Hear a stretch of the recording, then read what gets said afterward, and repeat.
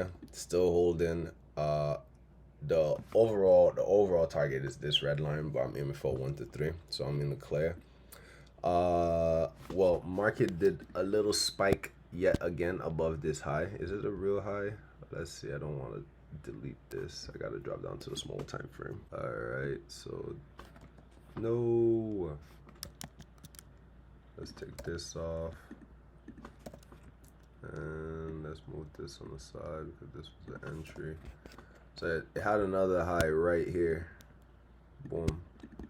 Let's move this right here on the side. And as you can see, again, it created the short-term high. If you was looking at it from here, this would have been an area entry. But yeah, market is seem like it's dropping down. She's playing around a lot. Like she could have took me out right here, but it was a few pips. Good thing I didn't move my stop loss to break even. So just leave it play out. That's basically it. The daily time frame looking bearish still.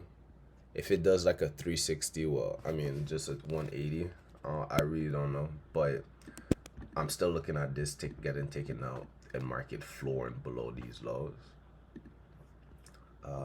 Let's see the daily time frame. Yeah, there's nothing much to talk about besides the bias was in the call, looking at the leg, this leg to that leg, using the fib. That line is the fib from this leg to that leg.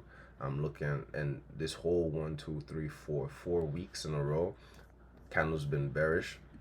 And what I was anticipating is getting in on this wick, this high wick. So the pullback was on a small time frame. This is why you see like this big, that big candle going up. That's the weekly wick. All right. The better you understand like how far up market is going up, it's kind of hard to time, but you can time it. I thought I had certain theories back in the days where if market is pulling up, it most likely have to come back to like the previous lower wick. It doesn't always happen because if you look left around here, it didn't happen, and around here it overshot. So it's not like really a consistent thing all the time. So this is why I use the pattern on a small time frame to get a precise entry. Because I mean, if you're saying like if you have a what you call it, edge where you say okay, bias is going down, and how you will enter is off of the previous wick of the candle, the daily or weekly, to anticipate the wick going up and down. You could do that, but I never really tried it. I mean I tried it, but it wasn't consistent, so I just dropped that theory. It's kind of like support turn to resistant, support turn to resistant.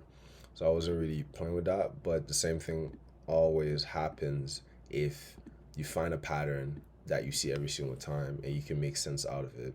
Okay. But yeah, I'll just leave this play out and update you guys on the trade.